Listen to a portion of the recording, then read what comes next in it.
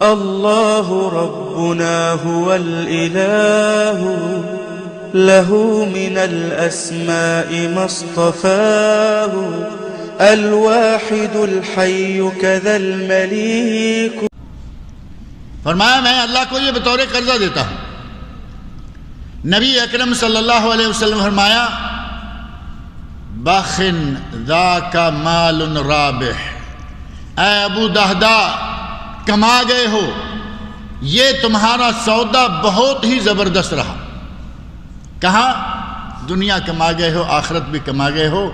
حضرت ابو دہدا رضی اللہ عنہ جیسے ہی نبی اکرم صلی اللہ علیہ وسلم سے سنا کہ ہمارے لیے آخرت میں آسانیاں ہو جائیں گی، کامیابیاں ہو جائیں گی، فوراً نبی صلی اللہ علیہ وسلم سے رخصت ہوئے. باغ کے دروازے پر، اس باغ کے اندر حضرت ابو دہدا کا گھر بھی ہے، بچے بھی اس میں رہتے ہیں.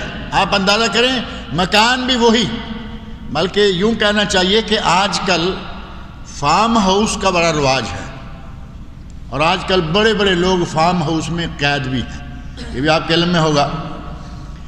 فارم ہاؤس میں حضرت ابو دہدا رضی اللہ عنہ نے وہ اپنا فارم ہاؤس بنایا ہوا ہے. بچے بھی اندر رہتے ہیں، کھجوریں بھی ہیں، کھانا پینا ہر چیز اندر موجود ہے. اللہ تعالیٰ کسی کا فارم ہاؤس اس کے لیے قید نہ بنا دے، اپنے کرتوتوں کے نتیجے میں ایسا ہوتا رہتا ہے. حضرت ابو دہدا دروازے پر جا کے کھڑے ہو گئے، اندر داخل نہیں ہو رہے، کیونکہ نبی صلی اللہ علیہ وسلم کے سامنے کہہ کے آگے ہیں کہ میں نے یہ باغ اللہ کو قرضہ دیا. اب اس باغ میں قدم رکھنے کو تیار نہیں، باہر دروازے پر کھڑے ہو کے کہتے ہیں ام دہدا، اے دہدا کی اماں بچوں کو ساتھ لو اور باہر نکل آؤ. وہ کہتی ہیں کہ ابو دہدا کیا بات ہے؟ کہا میں نے یہ باغ اللہ کو قرضہ دے دیا ہے. اندر سے اس نیک خاتون کی آواز آئی، کہا ابو دہدا بڑا ہی زبردست سودا کر کے آ رہے ہو. بچوں کو انگلی سے لگایا اور گھر سے باہر نکل کے آئی. جن لوگوں نے اللہ کو راضی کرنے کے لیے، جن لوگوں نے صحیح مال اللہ کی راہ میں دینے کے لیے مثالیں قائم کی، وہ یہ لوگ.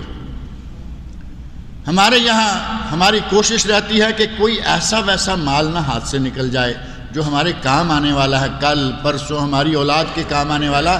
ہم اولاد کے اولاد کی اولاد کے اولاد کی اولاد کی اولاد کے چکر میں رہتے ہیں، اپنا پتہ نہیں کب تک ہے.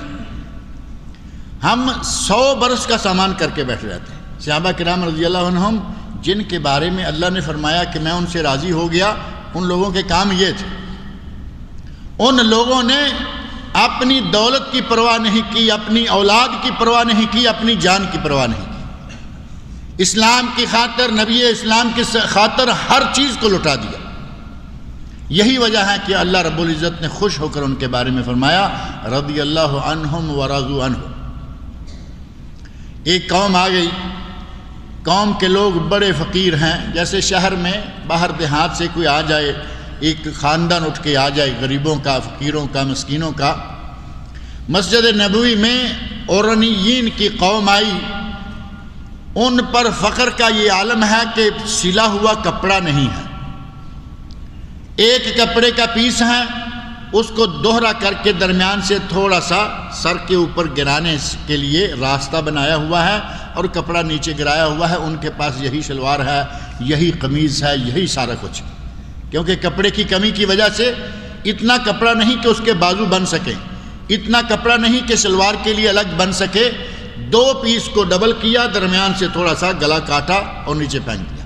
اور اگر ذرا زور کی ہوا چلے تو شرمگاہ نگی ہو رہی ہے.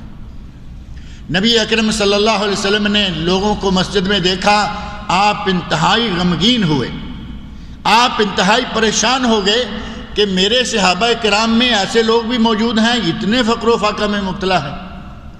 اسی وقت نبی اکرم صلی اللہ علیہ وسلم نے صحابہ کرام کو ترغیب دلائی، صحابہ کرام کو توجہ دلائی اور 3 مرتبہ فرمایا ما نقص مال من صدقہ، ما نقص مال من صدقہ، ما نقص مال من صدقہ.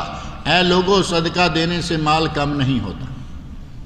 اے لوگو صدقہ دینے سے ہم سمجھتے ہیں کہ 100 ریال میں سے 10 نکل گئے تو پیچھے 90 رہ گئے، 10 کم ہو گئے. رسول اللہ صلی اللہ علیہ وسلم فرمایا کم نہیں ہوتا، اللہ فرما رہا ہے کم نہیں ہوتا۔ یمحق اللہ الربا ویربی الصدقات، قرآن کریم میں اللہ نے فرمایا کہ اللہ سود کو کم کرتا ہے، صدقے کو بڑھاتا ہے، صدقے کے ذریعے مال بڑھتا ہے، کم نہیں ہوتا۔ زکوٰۃ کا معنی ہی بڑھانا ہے، زکوٰۃ کا معنی مال کو محفوظ کر لینا، مال کو بڑھا دینا۔ 3 مرتبہ فرمایا ما نقص مال من صدقہ، مال صدقے سے کم نہیں ہوتا۔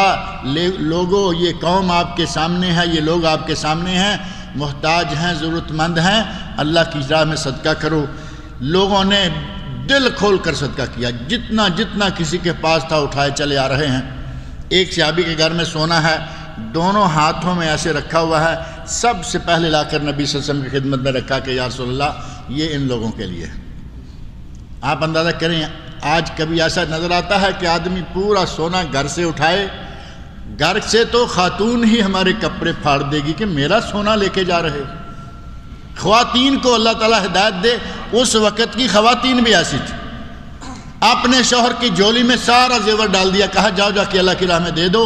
نبی صلی اللہ علیہ وسلم کے صحابہ میں غربت اس حال میں موجود ہے، جاؤ جا کے یہ سونا بانٹ۔ نبی اکرم صلی اللہ علیہ وسلم نے سونا اپنے دونوں دستے مبارک میں لیا، آپ دیکھ رہے ہیں اور اپنی زبان مبارک سے فرما رہے ہیں من سن سنتا حسنا فلہ اجرہا واجر من عمل بہا، جس نے اس طرح کی کسی نیکی کا آغاز کیا، یعنی صدقہ یہ چھپا کر بھی دے سکتے تھے لیکن دل میں خلوص موجود ہے، اور نبی صلی اللہ علیہ وسلم کے سامنے لا کے جذبات کے ساتھ ڈھیر کر دیا کہ یا رسول اللہ ہماری طرف سے اس قوم کے لیے صدقہ ہے۔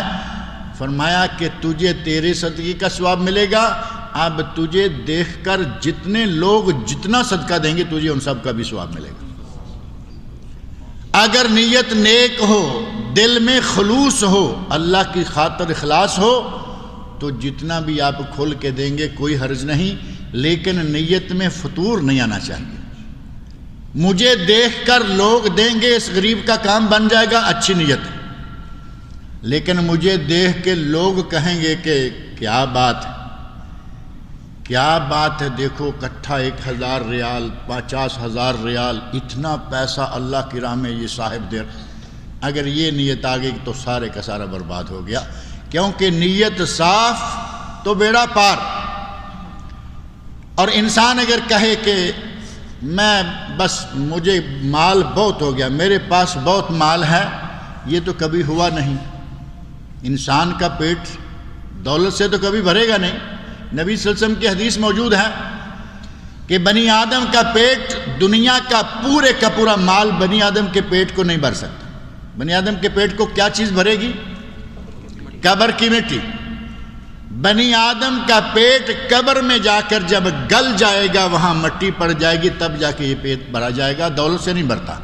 نبی اکرم صلی اللہ علیہ وسلم نے مثال دے کے فرمایا کہ اگر کسی کی ایک وادی ہوتی ہے دولت کی، ایک وادی سونے کی بھری ہوئی ہے، تو اس کا جی چاہتا ہے کہ ایک ایسی اور بھی ہو جائے تو اچھا ہے، 2 وادیاں ہو جائیں گی، اور اگر 2 ہو جائیں تو اب اس کی خواہش اور بڑھتی چلی جاتی ہے، 3 ہو جائیں، 4 ہو جائیں، یہ خواہش کبھی ختم ہوتی ہی نہیں۔